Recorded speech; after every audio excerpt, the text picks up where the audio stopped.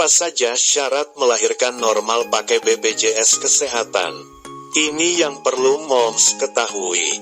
Moms mungkin sudah tahu mengenai manfaat BPJS Kesehatan untuk ibu hamil. BPJS tidak hanya menanggung biaya pemeriksaan kehamilan, tapi juga melahirkan dan perawatan setelahnya. Dengan menggunakan BPJS Kesehatan, moms tidak perlu khawatir mengenai biaya persalinan. Kalian hanya perlu menyiapkan syarat dan langkah untuk menggunakan BPJS Kesehatan. Melansir dari berbagai sumber, syarat pertama yang harus dipenuhi adalah terdaftar sebagai anggota BPJS. Pendaftaran bisa dilakukan secara online ataupun offline.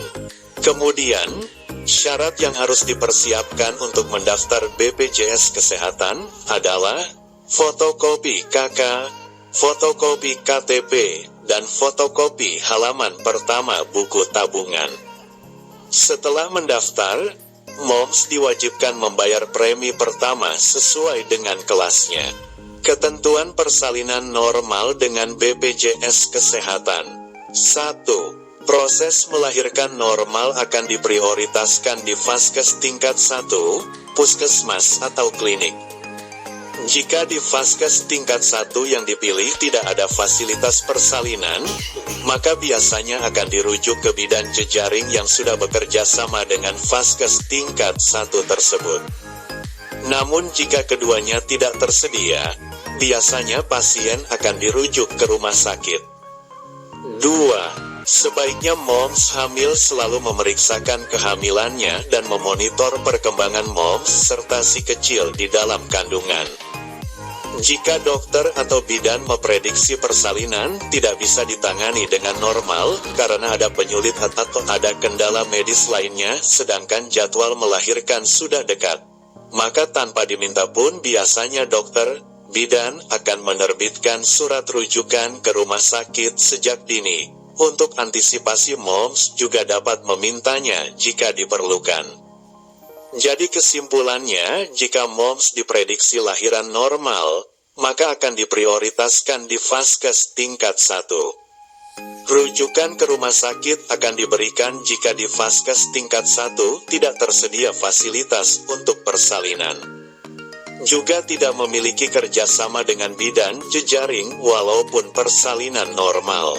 Ada kabar gembira, khusus untuk moms hamil sebagai peserta BPJS Mandiri dapat juga mendaftarkan si kecil yang masih dikandung ke BPJS. Ini untuk mengantisipasi hal-hal yang tidak diinginkan yang bisa terjadi pada si kecil. Jadi biaya yang timbul bisa ditanggung oleh BPJS.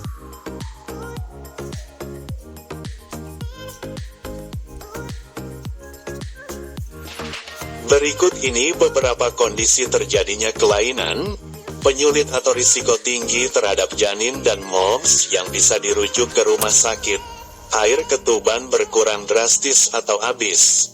Jarak operasi caesar yang sangat dekat.